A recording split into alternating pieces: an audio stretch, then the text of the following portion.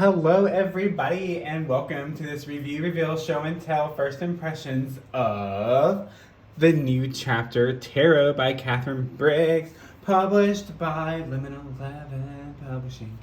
I'm super excited to be showing you this deck. Full disclosure, I was sent this as a little prezi. But my opinions are still totally my own, so don't think that impacts anything. So yeah, this is the box. It has gold like gilding, which is pretty. I wasn't expecting that, and I love the side of the box. The sun. I can't remember what this card is. I think it might be the star, because I'll show you the cards. So it has the same, and they've done this with their boxes now. They have a little magnetic flap, so super similar to. Actually exactly like the Cosmic Slumber Tarot. So you pop this bad boy open and shabam. This is the inside where the cards and the book go. I took the cards out already, so I wouldn't have to do that on camera. So this is this. And I'm going to read you the back of the box. So it is a complete 78 card deck with introductory booklet. It's a story, a journey, a self-portrait of change. The new chapter tells the story of a woman who had to leave her old life behind and return to her home country following the end of her marriage. Each card is a meditation in paint. The completed deck represents a new life, a circle of hope and friendship and love. So once again, the gold gilding, I think, sets this off. I really like that a lot. Okay, so putting that over here, I'm going to show you guys the guidebook. Boom, get it out of the way. The guidebook is full color, which, I mean, I love it. So you have the major arcana. The major arcana in the deck has the full color representation of the cards. So, oh yeah, let's see the star. I was right. See, look at me. Ha ha ha. And then we get into the minor arcana, and there's some illustrations throughout the minor arcana, but there's not a fully illustrated card for each, which is totally fine. I don't mind that at all. Then we have spreads. That's a big spread. Crossing the threshold. Oh, I love this sun print. How pretty is that? Oh, it feels so good. And it's a hardback book, just like the Modern Witch Tarot and the Cosmic Slumber Tarot, which I think is the little touches like that make a deck. So something interesting that I noted about this deck is the card size. So that was the sound of another box closing. So this is a card from the Cosmic Slumber Tarot, and this is a card from the new chapter tarot. So the cards are smaller. To be completely honest, I'm not sure why. Because the boxes are like the same height. So I'm not sure why the cards are smaller. I would have liked to have them like a more traditional tarot size. It's not going to affect like how the cards read or anything like that, but it is very different, and the cardstock is different. So it's still fairly thick. It's just not as so I think the Modern Witch Tarot is probably the thickest cardstock they have. And the Cosmic Slumber is really great too. This one is not very matte or glossy. It's more matte. So it's just a bit different. Not in a bad way, it's just different. I wasn't expecting that. I took the deck out of the box and I was like, oh, these are so tiny. Which for my hands, as you guys know, isn't a bad thing. I love small decks, but it's just kind of interesting to see the differences between the size of decks, right? So this is the size. I didn't even compare them on top of one another. So regular, so just as wide, just a little shorter. So I'm not really sure why. Like I said, not a deal breaker, but something just to be aware of. So let's look at, and this is the back. I'm not sure what that is. I'm not sure what kind of bird this is, but there's an owl right there. So we have the Fool. And this artwork is also super deep as well. So the guidebook really goes into a lot of the symbolism behind the art.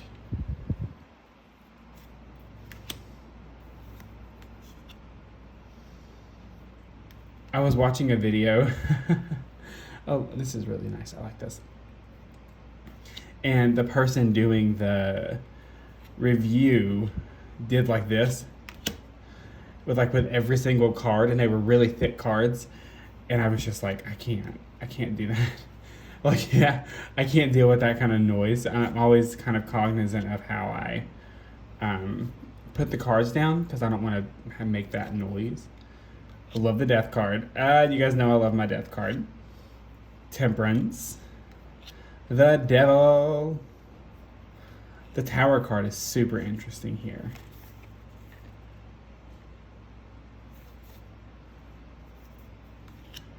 The Star, as we have discussed.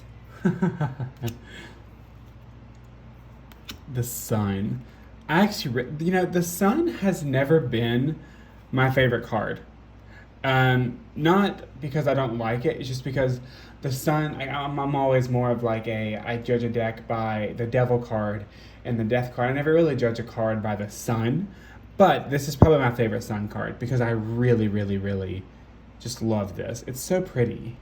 It just feels warm and nice. This Ace of Wands, you can already tell it's super rich in symbolism. So the guidebook will be your friend, definitely. And it's also kind of in between a pip deck and a fully illustrated deck. It's like a fully illustrated pipish kind of deck. I'm not really sure how to describe it. But I like it. It's definitely it's kind of Rider-Waite-ish. So if you have just a basic knowledge of tarot, you should be able to read with this, but it's to me it's not as abstract as the Wild Unknown. To me, the Wild Unknown is a very difficult deck to read with. But I like that there are people in this deck, which makes it not by definition not a pip deck. I really like that. I like this Ace of Cups. Ooh, you know what I bet? I'm gonna put the ace right here for a second. Put the ace up here to the side. See, some of it's pip, and you know what I'm saying? Some of it's pip and some of it's not. So it's kind of a, it's, I don't know, it's different. Oh, I like this. The Sailing Away. The Nine of Cups. Ooh. Talking about the Nine of Cups, being as a mindset coming down from the divine, going up. Which way is it going? Is it going out or is it going in? The Nine of Cups is one of my favorite major arcana. Wow, do I even read tarot? Minor arcana cards. Love the inclusion here. The Princess of Cups is a guy, which I love. The Knight of Cups is, I'm going to go with non-binary. Queen of Cups, King of Cups, Ace of Swords. Okay, so my theory, I think, might have been wrong, but we'll see. We'll just see. Two of Swords. Oh, I like this. The Two of Swords kind of being that you're at a crossroads. What are you going to do? Three of Swords. It's an interesting Three of Swords. Yeah, so this is a very interestingly. Oh no, a unicorn. That makes me sad, actually. It's a very interesting deck. I'm very intrigued to see how this will read for clients.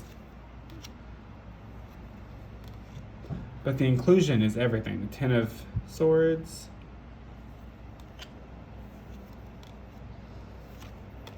I really like the diversity in this deck. I'm going to compare the aces, so bear with me. Four. Okay. Oh, kitty cat. I like it. Is there a bird on this? Mm-mm. Yeah, it's a very interesting deck in that it's not a. I'm gonna keep saying the word interesting because that's the word for it, really. It's not a, and there's two other cards, Invocation and Gratitude. I keep saying interesting because it is different, right? This isn't your typical Rider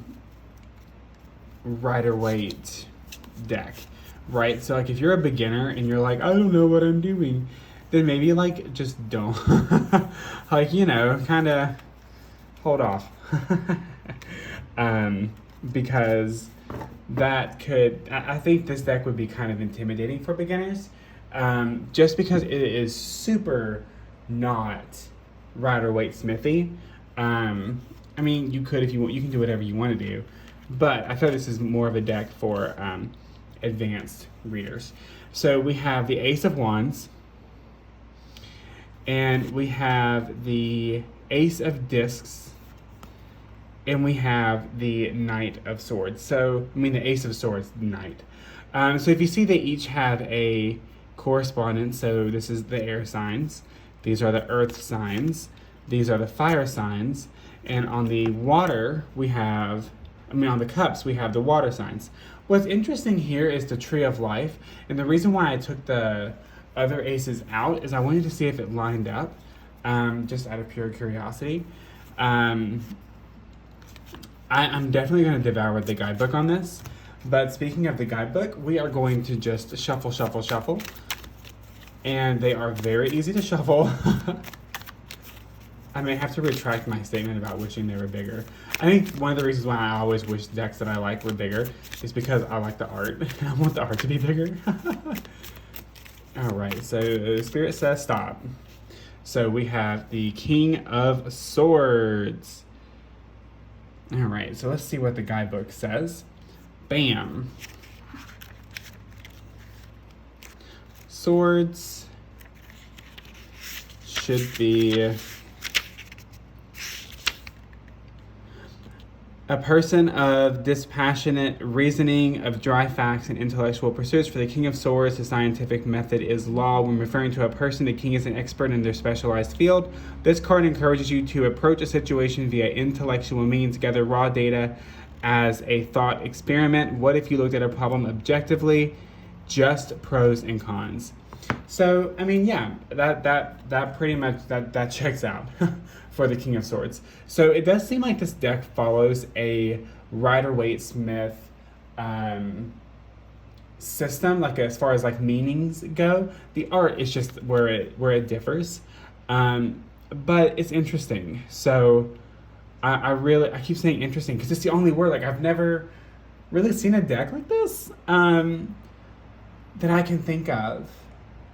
It's very different. I'm very interested to work with it and to see how it like vibes with me. So tell me what you thought about this deck. Tell me in the comments. And while you are at it, I will put I will tag the author and I will tag Liminal 11 in the caption of this video. If you are on YouTube, it will be in the description. And I hope that you liked this walkthrough. Please tell me what card was your favorite and why. And if you would like to book a reading with me, you can do so at the link in my bio or the link in the description of this video. I am sending you so much love. I hope that you're doing well, staying safe, and wearing your masks. And I will talk to you soon. Bye.